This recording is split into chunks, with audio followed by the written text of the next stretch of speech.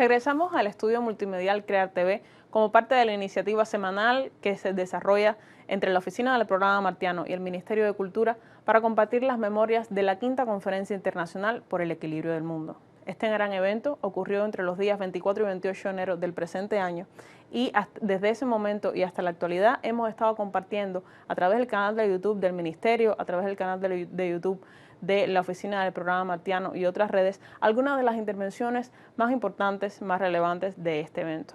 En esta ocasión, esta semana, traemos a colación la intervención del doctor Mariano Jabonero, secretario general de la Organización de Estados Iberoamericanos para la Educación, la Ciencia y la Cultura, con un importante tema: Universidad Iberoamérica 2030, una oportunidad para la enseñanza iberoamericana. La verdad que es una historia larga como bien sabes. Mi vinculación con este evento y con la amistad con Héctor viene de Armando Hart. Me dejó una herencia privilegiada y es conocer y compartir amistad con Héctor. También hay una circunstancia muy singular y es que hablar de Estrar después de mi amigo Mas Puig, pues es para mí algo muy grato y una competencia imposible, porque eres brillante, Mas. Lo ha sido siempre. Nos conocemos desde hace muchísimo tiempo, hemos compartido historias, ilusiones, ideas y seguimos. Y quería, digamos, hacer también esta referencia que ha hecho Héctor, y que la tarea de la OI, nuestro lema de la OI, es hacer que la cooperación suceda. Podemos compartir afectos, simpatías, podemos compartir muchísimas cosas que son importantes y gratas, pero también tenemos que compartir y aportar compromisos reales. Porque al final, si no hay un compromiso real, pues todo queda, digamos, en ese campo de sentimientos muy noble y muy necesario, pero que no va más allá de eso. Deseo saludar cordialmente a todos los delegados presentes en este evento, un evento con tan larga trayectoria y acreditada trayectoria que compartí en otras ocasiones. Un evento muy relevante que constituye el colofón del Programa Mundial de homenaje a José Martí en el 170 aniversario de su nacimiento. Una figura que se celebra por su aportación a la cultura y a la educación iberoamericana, y especialmente por lo que representa para la unidad e integración de América Latina y el Caribe. Un viejo y anhelado objetivo que perseguimos y que orienta toda la actividad de la OI. La integración iberoamericana como un elemento necesario para nuestra cohesión y nuestra promoción y desarrollo y afirmar nuestra presencia en el mundo. Quería felicitar a los organizadores de este evento por el éxito alcanzado en este encuentro mundial, en cuya preparación ha prevalecido tanto el trabajo como el cariño, mitad razones, mitad afectos. Un saludo especial a la ministra de Educación, Elsa Velázquez Cuella, a la ministra de Ciencia y Tecnología y Medio Ambiente, Elba Rosa Pérez Montoya, y a la directora de la oficina de la OI en Cuba, aquí presente, Yosmara, que es la primera directora de la OI en la isla cubana. Y al incansable trabajador e histórico amigo de la OI, lo voy a repetir 1000 veces en mi vida, al profesor Ernesto Pardo. Ha sido siempre un alma mater de la OI en Cuba y que hemos contado con él siempre un apoyo sistemático y continuado.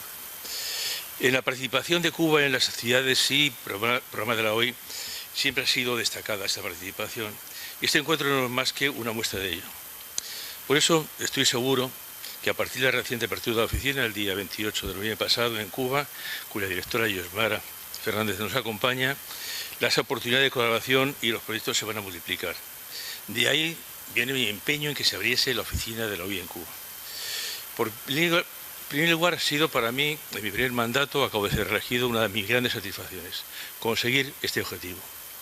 Es una cuestión que fue un compromiso que asumí de primer día, que así se lo transmití al presidente de la República, Díaz-Canel, y que así tenía que ver con que la presencia y actividad de Cuba en la OI, en la cooperación internacional iberoamericana, ha sido siempre constante y generosa.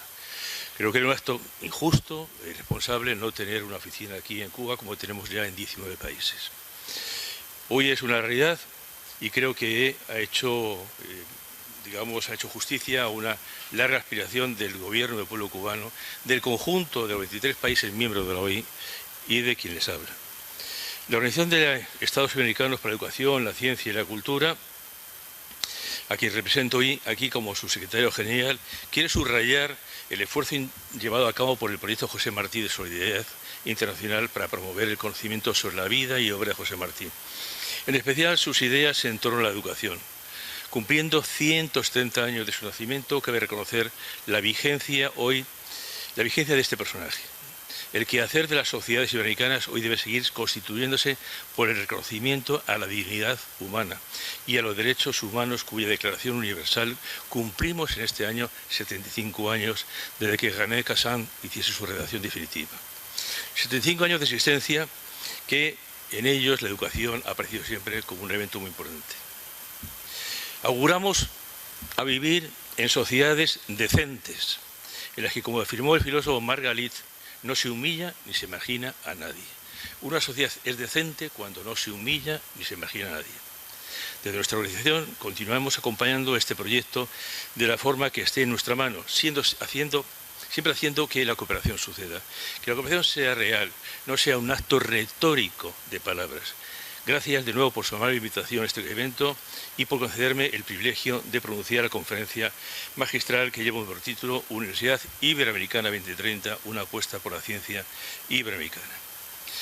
Miren ustedes, la COVID, esta terrible epidemia, ha puesto de manifiesto muchas cosas.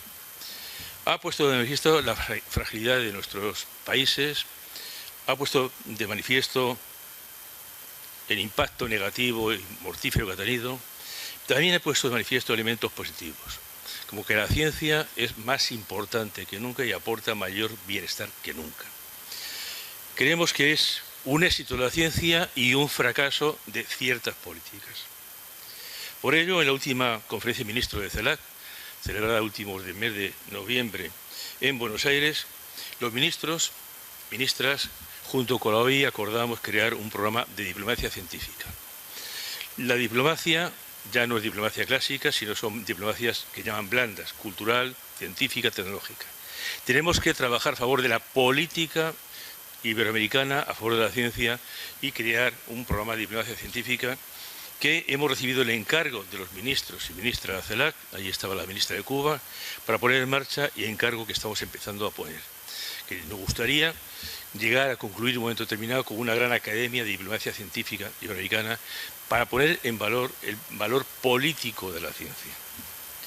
La organización que tengo el honor de dirigir, la OI, tiene 3 áreas misionales: la educación, la ciencia y la cultura. Y ya 74 años de historia a sus espaldas, durante los cuales ha sido testigo de los muchos cambios que han afrontado la región en estas más de 7 décadas de existencia. En un lapso tan dilatado de tiempo ha habido, como se puede imaginar, momentos más complicados, turbulentos, injustos, incluso otros muy positivos en la región, que ha experimentado un notable desarrollo. Por suerte y por el esfuerzo de nuestros pueblos, Iberoamérica ya no es lo que era, gracias a Dios. Creo que es un dato a tener, pero no es lo que quisiéramos que fuera. Somos unos países en transición, según dice CEPAL, que tienen que tener y plantearse horizontes distintos a los que se planteaban hace unos años. En este recién inaugurado año 2023 nos toca afrontar momentos de gran incertidumbre. Los expertos señalan que no nos encontramos ante una época de cambios acelerados, como fueron las décadas previas a la pandemia, sino que estamos experimentando un cambio de época.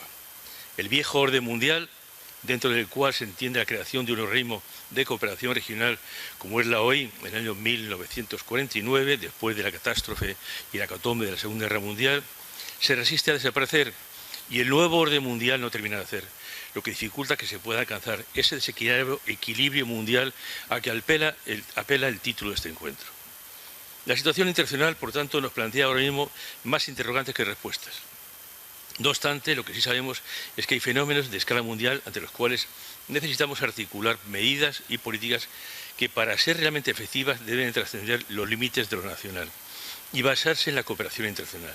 Me refiero a desafíos tales como el cambio climático, Musk ha hecho referencia muy precisa al tema, y los fenómenos climatológicos extremos que están provocando que Cuba padece especialmente, como el reciente huracán Ian, que azotó la isla con gran violencia.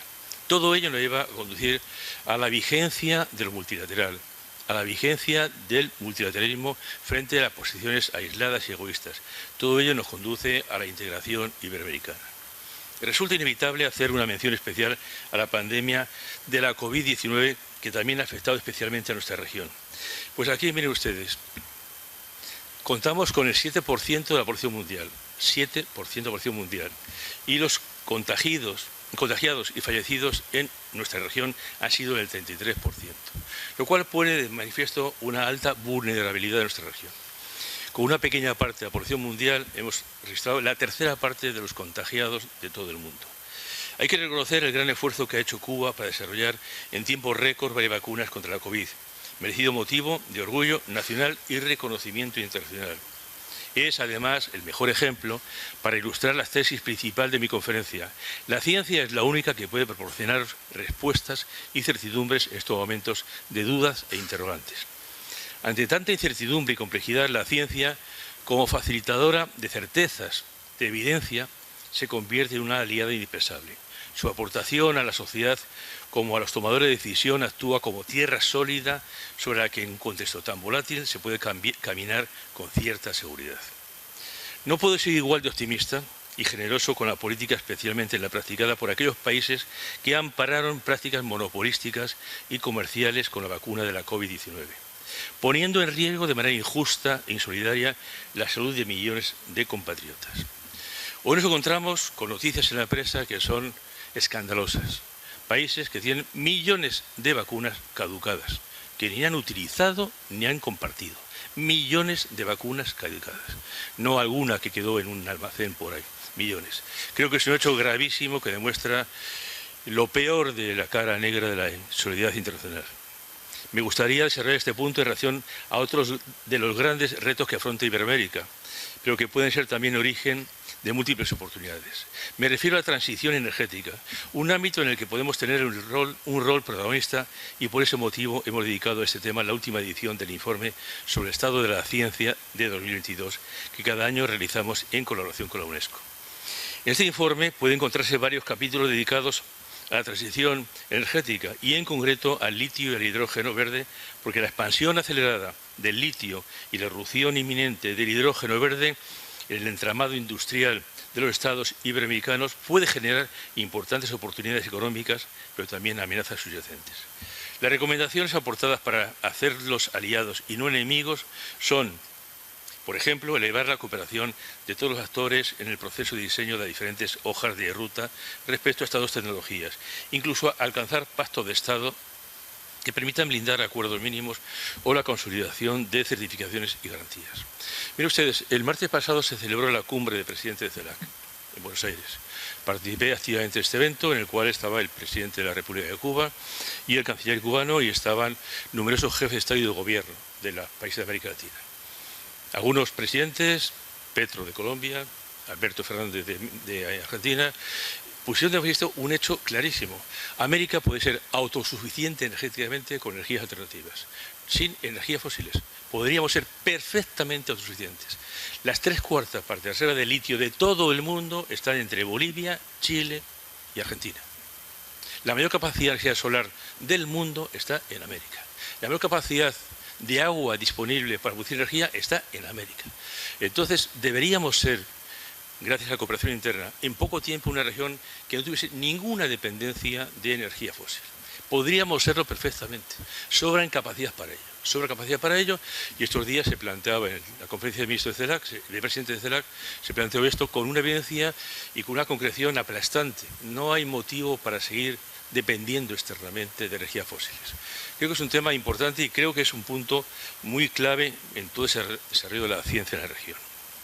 En relación específica con el ámbito científico-técnico, crucial en estas tecnologías se subraya el problema de los déficits de América Latina en recursos científicos públicos para poder responder.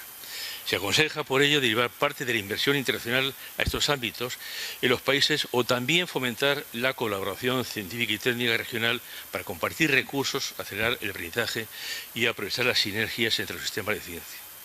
En este sentido, resulta también importante ampliar el concepto de I+D hacia las ciencias sociales y actualizar la formación profesional y tratar la falta de capacitación en los retos de la descarbonización de los funcionarios de la administración pública. ¿Qué quiero decir con este ejemplo? Que la ciencia es protagonista de aquellas cuestiones que más afectan a nuestro vivir y que tenemos poder de acción para su mejora. Y que es ciencia, lo que antes se llamaba ciencias puras, y también ciencia, otras ciencias sociales. Recuerdo la obra de Miguel de Unamuno, en el cual, en el Pórtico de la Gloria, hay ese debate entre las ciencias puras y las ciencias no puras. Al final todo es ciencia, porque todo contribuye, digamos, a aportar evidencia y al progreso de la humanidad. Por todo ello, estando aquí hoy, clausurando esta quinta Conferencia Internacional del Equilibrio del Mundo, es tremendamente valioso estar dialogando sobre la importancia de la ciencia en Iberoamérica. Porque si realmente nos creemos lo que dice el lema de esta conferencia, con todos y para el bien de todos, la ciencia es uno de los elementos que puede hacer posible que esto sea real. ¿Cuál es la imagen de la ciencia en la región?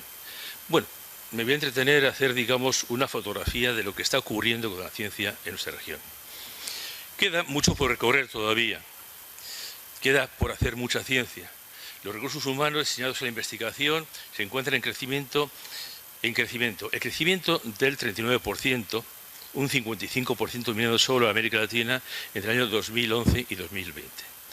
Representamos en total de esta actividad el 6% de la actividad mundial, superando algunas regiones como Oceanía y, por supuesto, África. De todos los investigadores iberoamericanos, en prácticamente todos los países menos del 50% son mujeres.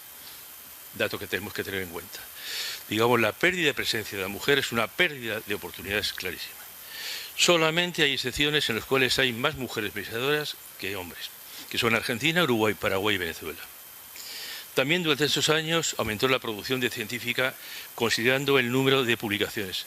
La cantidad de artículos, y esto les puede sorprender, la cantidad de artículos registrados en la red Scopus por autores latinoamericanos creció un 82% durante la pandemia. Miren ustedes, la pandemia demostró que investigar en modelo virtual puede ser eficaz y eficiente y aumentó la capacidad de producción de investigación, de publicaciones. Dato muy curioso, que además demuestra el potencial de investigador que hay en la región, que cuando hay oportunidades publica y cuando hay oportunidades no publica. Creo que, digamos, es un dato muy a tener en cuenta. Creció un 82%. Es un dato, digamos, ilusionante realmente. No fue el caso de las patentes, que se vieron reducidas a lo largo de la década, participando de la principal corriente de ciencia mundial. Podemos afirmar que existe una mayor participación de instituciones iberoamericanas en redes mundiales, atribuido en muchos casos a políticas públicas y de comunicación exitosas. Creo que tenemos ahí un reto y una oportunidad, y es poder, digamos, a través de sistemas virtuales, dar mayor capacidad de difusión y de impacto mundial de nuestra investigación. Sin embargo, es cierto que la respuesta a estos números que se esfuerzan en crecer no es la más conveniente. La inversión en I+D en la región iberoamericana ha dejado mucho que desear a lo largo de la última década. En 2015 decreció por primera vez esta cifra en toda la región. Y decreció cuando en 2015 la región tenía un incremento, digamos, del PIB. Y creció su economía y decreció la investigación. Dato más que preocupante. En 2015, como decía, decreció esta participación y en 2020, invitándoles a tomar una consideración del papel que jugó la ciencia en la pandemia, la inversión bajó, aunque de manera estable gracias al avance destinado en algunos países. Así, entre 2011 y 2020 se observa cómo la ciencia y la tecnología perdieron participación en el Producto Bruto de los países de la región, de un 0,83% en 2011 a un 0,81% en 2020. En la región, ese año, Portugal ocupa el primer puesto en inversión en I+D, con 1,62. Y en la región americana es solamente un país que ha mantenido constantemente en los últimos años, recientes y anteriores, una participación en el PIB de ciencia y de inversión por encima del 1%, que es Brasil, el 1,17%, seguido de Argentina y de Cuba. Para dar posibilidad a la comparación, países como Corea del Sur o Israel, tenemos que pensar que estos países destinan más del 5% a I+D y que Estados Unidos destina a partir del 3%. También es un dato a destacar que en esta línea que gran parte de la responsabilidad de la escasa inversión en I+D es atribuible a las empresas, ya que mientras en otros países la inversión por parte del sector privado ronda el 60 o el 70%, en Corea es el 80% de inversión privada y 20% pública, dato a tener en cuenta. En nuestra región el sector privado tiene una, diría yo, tacaña inversión en investigación. Creo que es un dato a tener en cuenta. Es al revés prácticamente. De 30 a 70, aquí estamos en 70 a 30. Más o menos, digamos, sería la gran diferencia, lo cual nos añade una fragilidad. En 2020, el 54% de la inversión I+D de la región fue financiada por los gobiernos. Y estos actores fueron básicamente no entidades empresariales, sino universidades y ONGs. Dato también a tener en cuenta. Sin embargo, los gobiernos solo ejecutan en torno al 19% de los montos. Solo el 11% de los investigadores se encuentran en estas instituciones. Las instituciones de educación superior, el 33%, con el 58% de investigadores, y sector privado, el 46%. Dicho esto, tenemos que tener en cuenta algún factor indisociable. Hablar de ciencia sin hablar de educación superior en nuestra región no es posible. Directamente, no es posible. Porque buena parte, casi el 40% de la investigación y actividad científica en nuestra región se hace en las universidades. Disociar los dos ámbitos produce, digamos, a un fracaso y una merma de posibilidades clarísimas.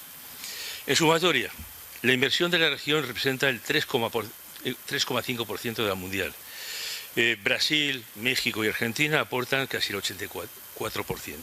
Y la cooperación se alza como estrategia esencial para alcanzar ese número. Creemos que la nueva cooperación de economías y sociedades en transición, como dice CEPAL, debería apuntar más fuertemente a lo que es ciencia y educación superior. Son factores claves de cambio y de promoción. Dato que suelo hacer comentario con frecuencia, y es que la productividad de América Latina no ha crecido desde hace 25 años.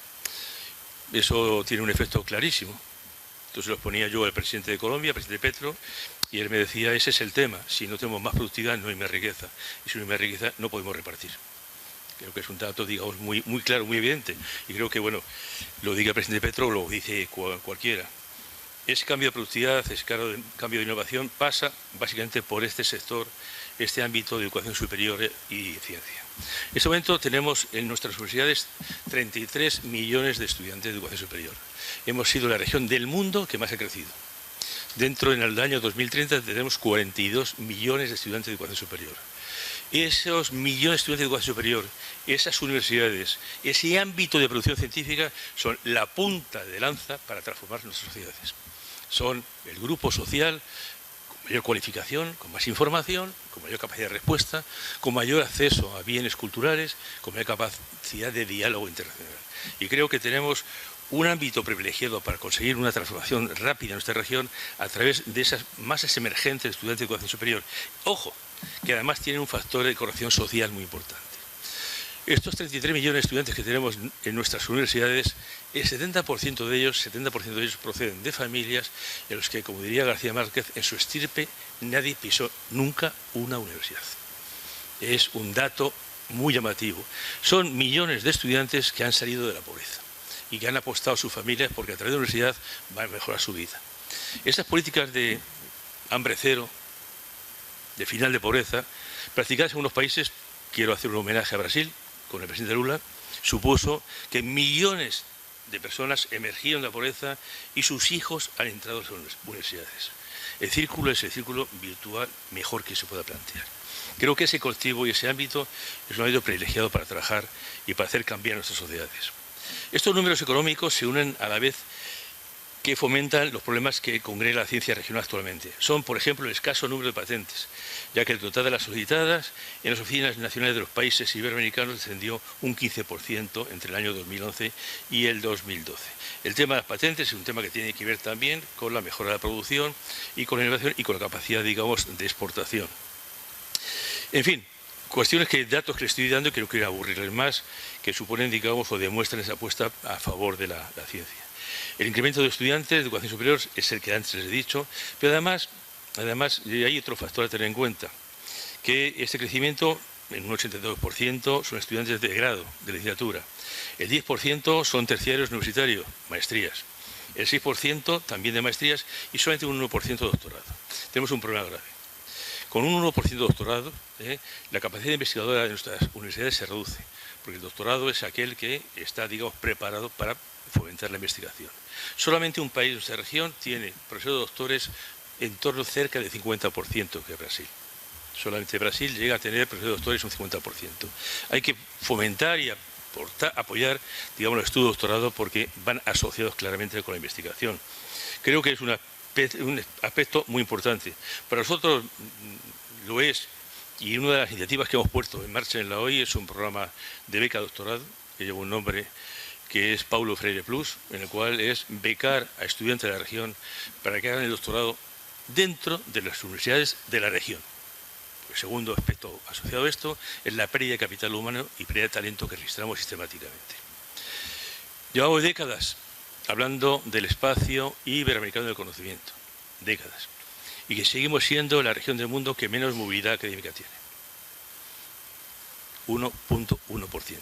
Y la movilidad académica que se registra en nuestra región es una movilidad del 1.1% que va toda a Estados Unidos y Europa. Es una movilidad para ricos, solamente. Entonces yo creo que es un tema que debemos abordar y que ahora mismo, en este momento tenemos otra oportunidad. Hemos demostrado y está comprobado que la educación virtual puede cubrir, digamos, de forma más eficiente y con calidad una ampliación de la oferta. Tenemos una posibilidad de que la movilidad virtual de calidad sea un instrumento útil y, en segundo lugar, de ampliar oportunidades.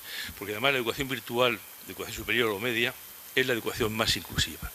Llega a aquellos que por cuestiones económicas, familiares, laborales o geográficas no pueden asistir presencialmente a actividades educativas.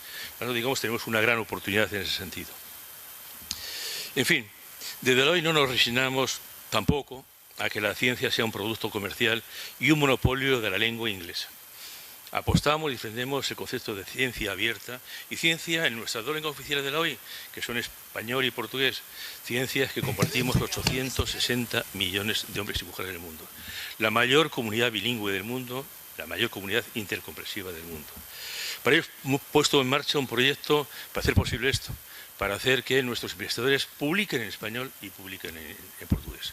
Creo que, digamos, es un esfuerzo notable y necesario y que además no vivan, no sufran circunstancias de ser, digamos, piezas cautivas del sistema de producción y de publicación monopolística de revistas científicas.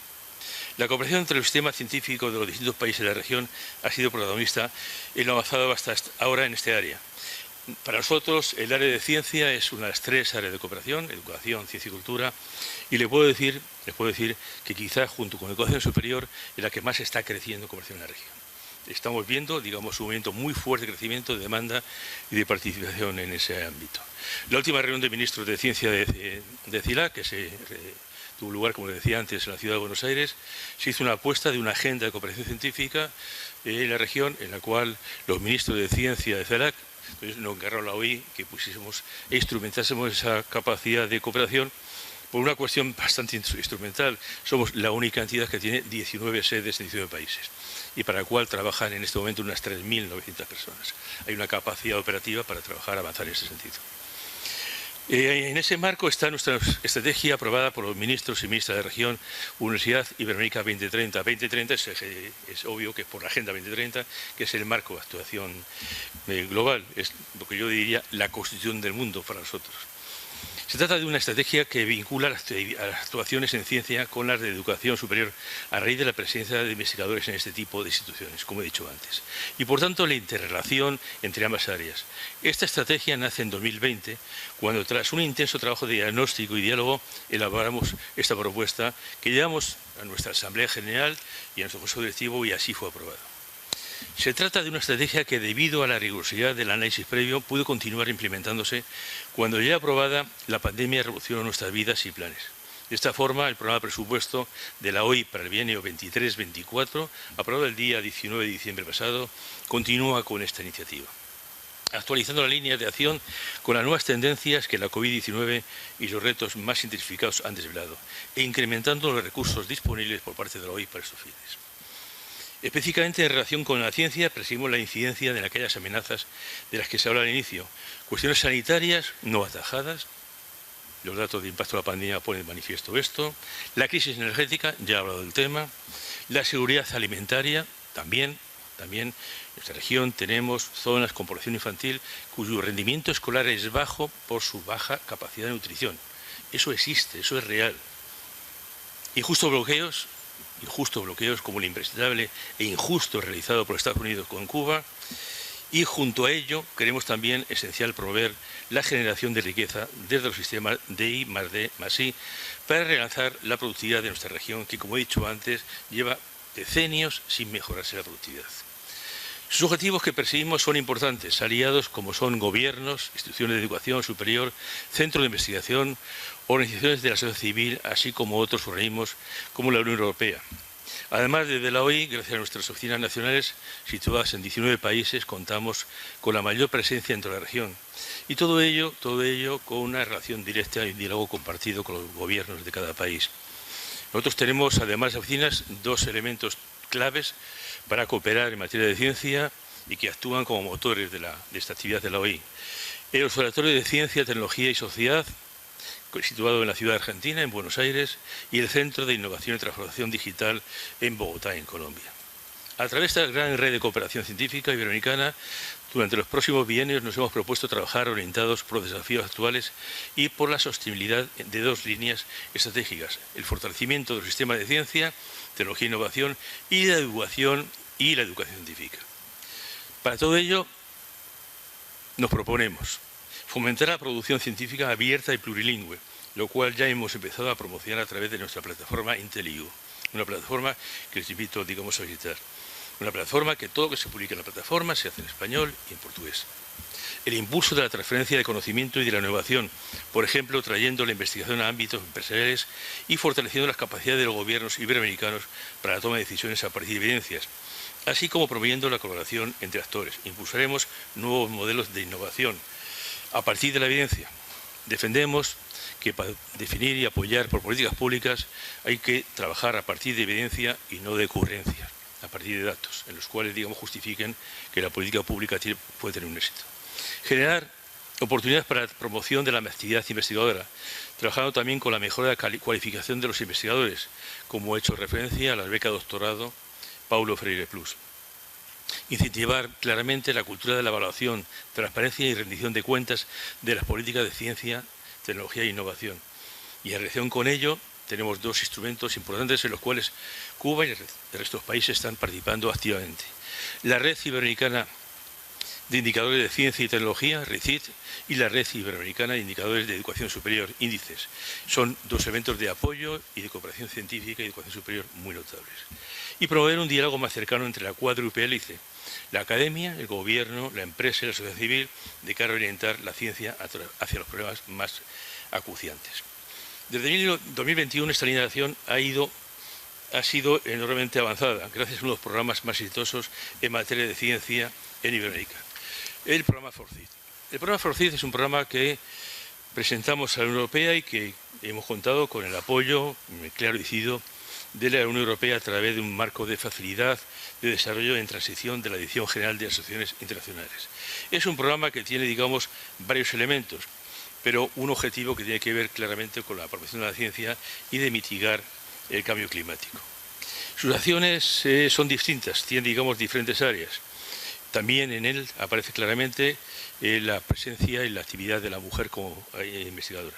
Las áreas de actividad del programa FORCID son la producción estadística, en primer lugar, compartida Unión Europea América Latina. En segundo lugar, el monitoreo y evaluación de políticas públicas. El tercero, el apoyo a redes de investigación, América Latina, Unión Europea, y la transferencia de conocimientos. En este momento hay cientos de investigadores de Unión Europea y América Latina que están investigando conjuntamente al amparo y el apoyo de este programa. Creo que les tengo que invitar, y creo que nos gustaría que estuviesen allá, a los dos eventos de presentación de resultados que vamos a hacer de FORCID. El primero será en los próximos días 12, 13 y 14 de abril en Chile, sobre cooperación científica y transferencia de conocimiento, y el siguiente será el día 3, 4 y 5 de mayo en Costa Rica, sobre indicadores y evaluación de políticas científicas. Les invito a todos ellos, y cualquier que tenga interés, pues que lo haga llegar a nosotros directamente o a Yosmara, que está aquí en La Habana.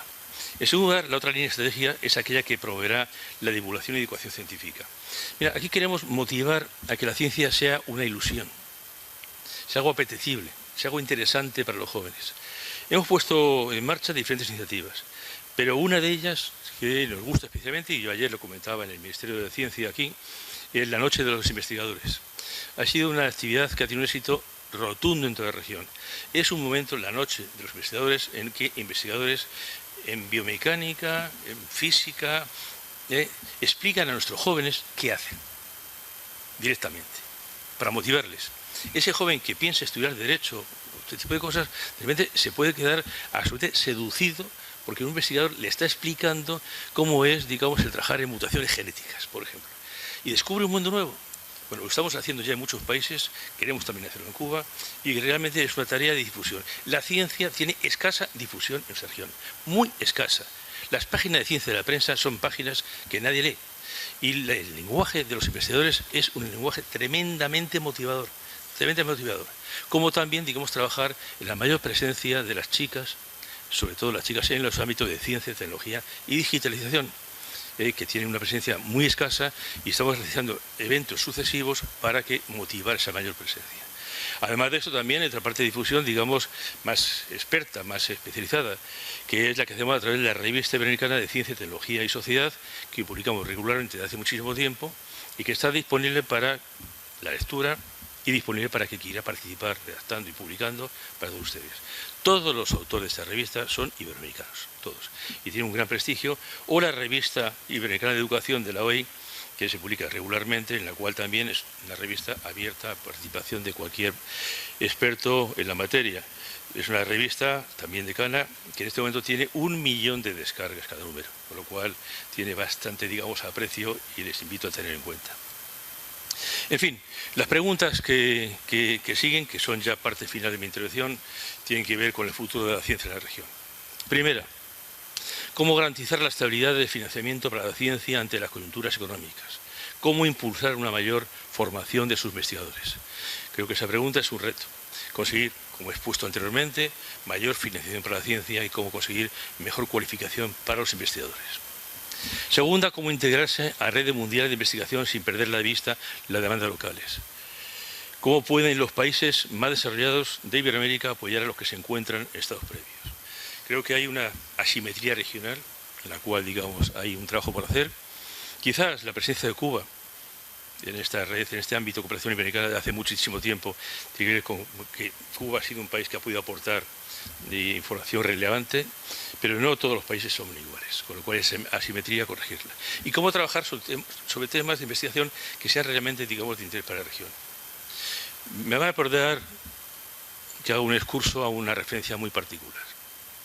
Me sentí emocionado cuando la primera beca de doctorado que dimos fue para una joven investigadora que está investigando en el Amazonas, la transmisión de patologías entre el consumo de animales amazónicos por los indígenas de la cuenca. Es algo que es muy importante, pues sabemos que hemos tenido problemas por este tipo. Y la primera beca que dimos fue a esta persona, esta joven valiente, hay que decirlo también, que está investigando el consumo de animales salvajes por, digamos, las comunidades indígenas y qué efectos patológicos puede tener eso. Creo que eso es trabajar para la región realmente. Trabajar realmente. Este tipo de cosas en todos los ámbitos. Tenemos una región en la cual somos la mayor capacidad de producción agropecuaria del mundo. Y sin embargo, importamos investigadores para ese ámbito. Algo que es contradictorio, no tiene sentido ninguno. El tercero sería cómo integra la investigación y el desarrollo con la innovación en el entorno de los sistemas productivos locales, maximizando el impacto económico y social de la inversión en ciencia e investigación. O esto tiene retornos o no sirve, claramente. Es así. O contribuye a nuestro bienestar o no tiene mayor sentido. Esto no es una entelequia, no es, digamos, un trabajo diletante. Y el cuarto, cómo orientar la investigación y la innovación para que contribuyen a la transición sostenible y al logro de los ODS en un contexto internacional post-COVID de emergencia climática y crisis energética. Lo vuelvo a decir, somos una región autosostenible energéticamente. Podríamos serlo perfectamente. Todo ello nos ha llevado, digamos, a unas conclusiones que tienen que ver con unas conclusiones que tienen que ver coherentemente con lo que acordaron los ministros de CELAC y la Comisión de Ministros de Ciencia que compartimos y que por ello CELAC decidió encargarnos, digamos, dar cumplimiento a esta agenda. Primero, fortalecer las capacidades de los gobiernos iberoamericanos para el diseño, monitoreo y evaluación de las políticas de ciencia, tecnología e innovación, de cara a hacerlos más pertinentes y eficaces. Podemos ofrecer en este momento a los gobiernos programas de capacitación para fortalecer esas capacidades. Están disponibles, se están aplicando. Reforzar en colaboración con los gobiernos la carrera investigadora y mejorar la cualificación de los investigadores de la región. Necesitamos más doctorados. Tercero, la creación de comunidades de investigación y de ecosistemas de innovación, como tenemos ya en algunos países. Este ecosistema de innovación son los núcleos donde se va a producir, digamos, cambios en la investigación. Tenemos ecosistema de innovación en este momento puesto en marcha en Panamá, en Colombia, en Perú y en Ecuador. Impulsar la vinculación entre la universidad, el sistema científico-tecnológico y el entorno socioeconómico, ya lo he comentado anteriormente. El desarrollar indicadores para analizar y monitorear el avance de la transformación digital y de la economía del conocimiento.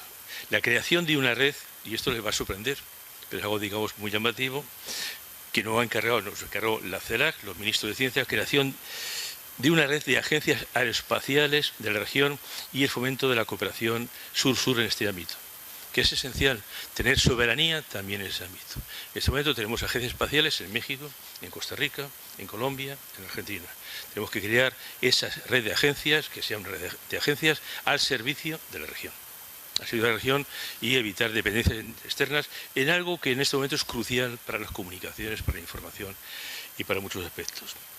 Hay países que están liderando más en ese sentido y perfectamente el encargo recibido a CELAC puede ser posible, trabajar conjuntamente con ellos. Elaborar una Carta Iberoamericana de Derechos Digitales. Los derechos, el mundo digital es un derecho, en este momento es un derecho. Y la brecha digital ha demostrado que hay una injusticia. Hay quien tiene acceso a ese derecho y quien no tiene acceso a ese derecho. Creo que tenemos que trabajar conjuntamente en crear una Carta de Derechos Digitales. Miren ustedes, tenemos un ejemplo previo que hoy vivimos de forma muy gozosa. En el año 2006, en la cumbre de jefes de Estado y de Gobierno de Montevideo, se aprobó la Carta Iberoamericana de Derechos Culturales. Esa carta marcó un antes y después, pues esa carta reconoce por parte de todo el gobierno de la región que la cultura es un derecho, que no es un bien o un servicio que está ahí, es un derecho ciudadano.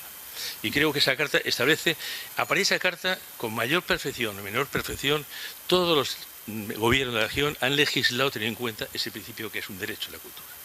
Creo que es un punto. En este momento, con la Carta de Derechos Digitales, estamos en la realidad. Miren ustedes, voy a dar un ejemplo pavoroso. La COVID supuso que 180 millones de niños, niñas y jóvenes quedaron confinados en sus hogares. 180 millones quedaron desconectados del sistema educativo. De esos 180 millones, casi 50% quedaron conectados porque en sus hogares, por la renta de sus padres, tenían dispositivos y conectividad. Otro 50% no tuvieron ninguna conectividad y su gobierno no les prestó medios. Con lo cual se produjo una gran desigualdad, algo que el secretario general de Naciones Unidas, Guterres, ha calificado como una catástrofe generacional. Tenemos un nuevo grupo de jóvenes que la pandemia ha dejado en inferioridad de condiciones con el resto. Otro elemento importante es implementar un programa iberoamericano de diplomacia científica. Lo he comentado al principio de mi intervención. La ciencia es una política, es parte de una política y de una diplomacia. Y creemos que debe ser abordado así, al igual que la diplomacia cultural. Creo que son dos elementos que son las nuevas diplomacias que tienen cada vez más peso y que demuestran la presencia y poder de la región en el mundo. Y por último, crear un banco de evaluaciones iberoamericanas compartido entre las agencias nacionales de promoción de la calidad científica. Todo ello, fue acordado en la última foro de ciencia de la OI, junto con la CELAC, y ya estamos trabajando en él. De hecho, uno de los primeros compromisos, que fue elaborar un repertorio de legislaciones en materia científica y de políticas, ya está publicado como objetivo. El de diplomacia científica, ya estamos montando los programas de formación en diplomacia científica. Estamos avanzando rápidamente sobre ello. Como pueden comprobar, mucha la tarea que queda por delante. Nos espera un bienio cargado de trabajo, pero también cargado de satisfacción por estar apoyando a Iberoamérica en aquello que necesita, aquello que realmente necesita. Volviendo al inicio, la aportación de la ciencia en el contexto actual se vuelve indispensable. Muchos son los retos a los que hay que hacer frente y mucho lo que la ciencia tiene que decir sobre ello. Pero necesita que se apueste por ella. Nuestros investigadores necesitan los medios y de la colaboración suficiente como para poder aportar todo aquello de lo que son capaces. Como dijo al principio mi amigo Héctor, hace escasas fechas fui reelegido secretario general de la OI, exactamente el día 25 de noviembre pasado, gracias al apoyo unánime de todos y cada uno de los gobiernos de la región, de los 23 gobiernos, de manera muy decidida el gobierno de Cuba. Y a todos, agradezco ese apoyo que asumo, como un compromiso y responsabilidad. En los próximos 4 años, todos ustedes encontrarán, y en este ámbito de ciencia, en todo lo demás, a este secretario general y al conjunto de la organización, de estas 19 oficinas y de las 3.900 personas que trabajan en ella, digamos, un recurso disponible, lo que somos un bien público regional, un bien de todos y para todos. Espero que tanto el evento al completo como esta ponencia les hayan ayudado a convencerse de que la ciencia es importante, que tenemos un futuro que está plagado de esperanza. Desde la OI siempre tendrán una mano tendida, como he dicho antes, dispuesta a cooperar y hacer que lejos de retóricas huecas tan frecuentes y tan abundantes, la cooperación realmente exista y sirva a la tan anhelada integración iberoamericana. A través de organismos, como todos compartimos, que como son el caso de CELAC. Siguiendo, para terminar, la máxima de José Martí, la mejor forma de decir es hacer. Muchas gracias a todos y a todas.